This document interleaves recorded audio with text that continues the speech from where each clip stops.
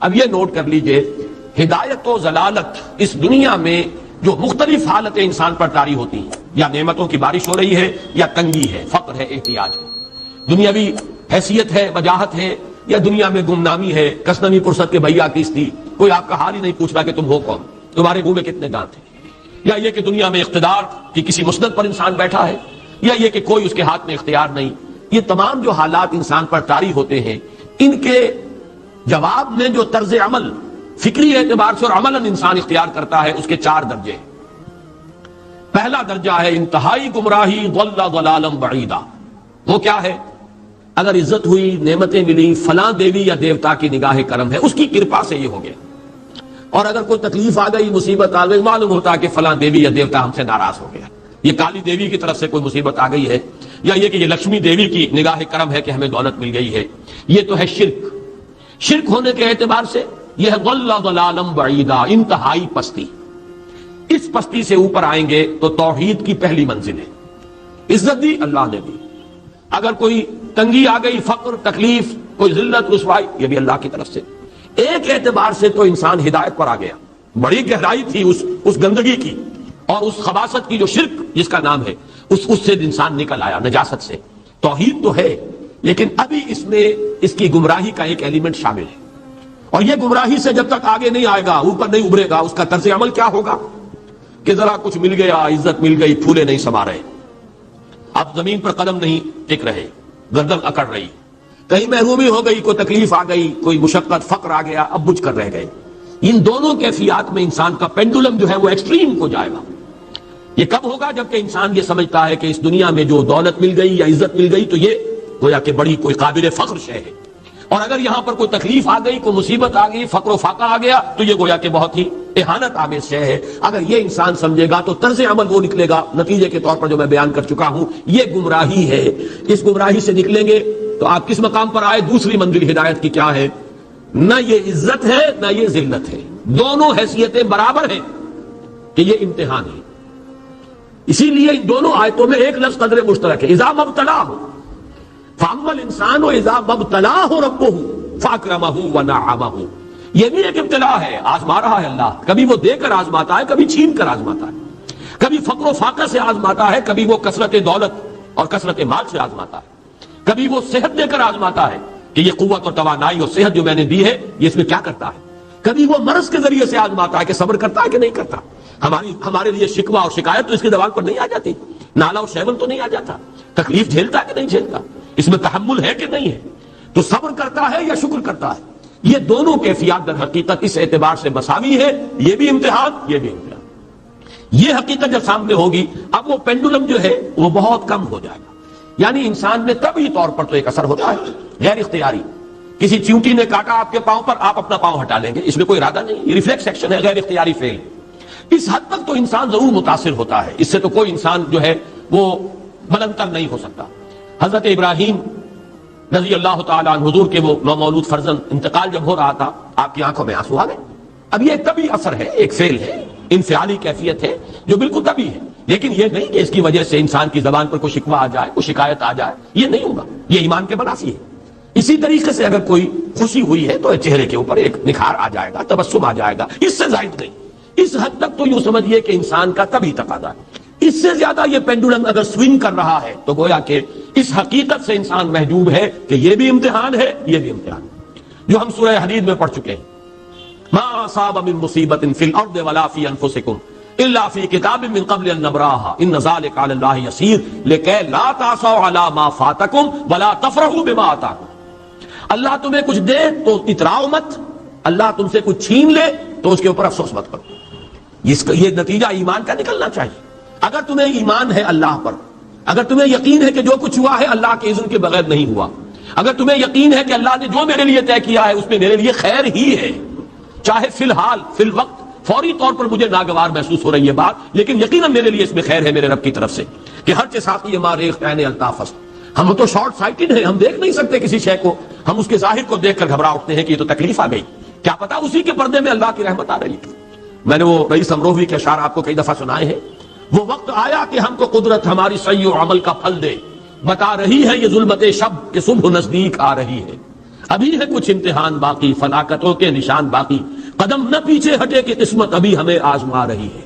رئیس اہل نظر سے کہہ دو کہ آزمائش سے جی نہ ہارے، جسے سمجھتے ہو آزمائش وہی تو بگڑی بنا رہی ہے۔ اسی آزمائش سے تو بگڑی بنے گی، اسی سے تو تمہارا خیر جو ہے اجاگر ہوگا، سامنے آئے گا، پتہ چلے گا who's who, what is what۔ ابو بکر میں کتنا یقین اور ایمان تھا، یہ کیسے معلوم ہوگا؟ کیسے معلوم ہوگا کہ بلال میں کتنا سہار، کتنا تحمل تھا، کتنا صبر تھا، اگر وہ مصیبت ان پر نہ آتی کہ جو امیہ ابن خلف کے ہاتھوں ان پر قیامت ٹوٹ رہی تھی۔ تو یہ ساری چیزیں جو ہے ما اصاب من مصیبت فی الارض ولا فی انفسکم الا فی کتاب من قبل ان نبرأ ان ذلک علی اللہ یسیر لکی لا تعصوا علی ما فاتکم ولا تفرحوا بما آتاکم واللہ لا یحب کل مختال فخور۔ اگر اس حقیقت سے محجوب ہو جاؤ گے تو پھر اختیال اور فخر اور گھمنڈ پیدا ہو جائے گا تمہارے اندر، یا دوسری طرف مایوسی، کمر ہمت ٹوٹ کر رہ جائے گی، خودکشی کرنے کو انسان آمادہ ہو جاتا ہے، ذرا کوئی ناکامی دنیا میں آ گئی، کوئی تکلیف آ گئی۔ یہ ہے در حقیقت تیسری منزل، ہدایت کی دوسری سیڑھی۔ پہلا کیا تھا؟ نہایت ضل ضلالا بعیدا، کوئی خیر مل گیا تو کسی دیوی کی نگاہ کرم، کوئی تکلیف آ گئی تو کسی دیوتا کی ناراضی، یہ تو ہے ضل ضلالا بعیدا۔ اس سے اوپر آئے، یہ پہلی سیڑھی ہدایت کی ہے۔ عزت ہے تو اللہ کی طرف سے، اور اگر کوئی ذلت ہے، تنگی ہے تو اللہ کی طرف سے، یہ ہدایت کا آغاز ہو گیا، یہ توحید کی بنیادی منزل ہے۔ اس سے اگلی منزل، یہاں کی ذلت ذلت نہیں، یہاں کی عزت عزت نہیں۔ ذالک یوم التغابن، ہار اور جیت کے فیصلے کا دن تو قیامت کا دن ہے۔ وہاں معلوم ہوگا جس کو اسرو عزت ملی وہ عزت والا ہے، جو اسرو ذلیل ہو گیا وہ ذلت والا ہے۔ یہ تو امتحان ہے، دار الامتحان ہے۔ خلق الموت والحیات لیبلوکم ایکم احسن عملا، یہ تو دار الامتحان ہے۔ امتحان ہونے کے ناطے دونوں برابر ہیں۔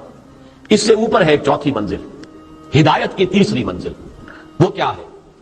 عام طور پر انسان یہ سمجھتا ہے کہ یہ جو آزمائش ہے تنگی کی اور فقر و فاقہ کی، یہ سختر آزمائش ہے، اور نعمتوں کی بارش ہو تو یہ آسان آزمائش ہے۔ یہ بھی ابھی گمراہی کا ایک پرت جو ہے اس کی باقی ہے۔ ابھی ہدایت کا جو کامل جو ہوگا انکشاف، وہ کب ہوگا؟ جب انسان اس حقیقت کو جان لے کہ جہاں وسعت ہو، جہاں کثرت ہو، وہ زیادہ بڑا امتحان ہے، سخت امتحان ہے، بجائے اس کے کہ اگر قلت ہے، کمی ہے، یہ کم تر امتحان ہے، یہ کم بھاری امتحان ہے۔ کیوں؟ کہ اگر آپ کے پاس کثرت ہے، آپ کے اندر غفلت پیدا ہو جائے گی، کثرت کا لازمی نتیجہ غفلت ہے، اور اگر قلت ہے، بمشکل گزارا ہو رہا ہے، تو اللہ یاد رہے گا، راتوں کو گڑ گڑائیں گے۔ آسائش میں اللہ کو بھول جانا زیادہ ممکن ہے، بلکہ متوقع ہے، اور تکلیف میں اللہ کا یاد آنا زیادہ متوقع ہے۔ اس میں انسان فریاد کرتا ہے، اللہ سے دعا کرتا ہے، تو کون سی چیز نتیجے کے اعتبار سے بہتر ہوئی؟ معلوم ہوا یہ امتحان جسے آپ ہلکا سمجھ رہے ہیں یہ سختر ہے۔ اگر اصل کامیابی قیامت کی اور آخرت کی ہے تو یہ امتحان زیادہ سخت ہے بنسبت اس امتحان کی، اگرچہ اس امتحان کی بھی ایک آخری شکل ہے جس کے بارے میں حضور نے فرمایا کاد الفقر ان یکون کفرا۔ لیکن عام حالات میں یہ سمجھ لینا چاہیے کہ یہ بھی امتحان، یہ بھی امتحان۔ لیکن اگر تنگی ہے، اس کے لیے بھی حدیث بڑی پیاری ہے، حضور نے فرمایا ما قل و کفا خیر مما کثر و الہا، اگر کم ہو لیکن کفایت کر جائے، ضرورت پوری ہو گئی، پیٹ کو جتنا درکار تھا جسم اور جان کا رشتہ برقرار رکھنے کے لیے اتنا مل گیا، نہیں کوئی کئی کورسز کے ڈنر کھائے ہیں، نہیں کوئی اس کے اندر جو ہے لذت ہے، لیکن یہ کہ بنیادی ضرورت پوری ہو گئی، کسی کے سامنے ہاتھ نہیں پھیلانا پڑا، کسی کے سامنے عزت نفس کو ہتھیلی پر رکھ کر پیش نہیں کرنا پڑا۔ ما قل و کفا، جو کم ہے لیکن کافی ہے، خیر وہ کہیں بہتر ہے اس سے مما کثر و الہا، جو ہو تو بہت لیکن اس سے غفلت طاری ہو جائے۔ الہاکم التکاثر، یہ تکاثر تو انسان کو غفلت کے اندر مبتلا کر دینے والی شے ہے۔ یہ ہے اصل میں کہ جس کے لیے تاریخی اعتبار سے نوٹ کر لیجئے واقعہ امام احمد ابن حنبل رحمہ اللہ، ان کی تاریخ کا، ان کی زندگی کا یہ واقعہ بہت ہی سبق آموز ہے۔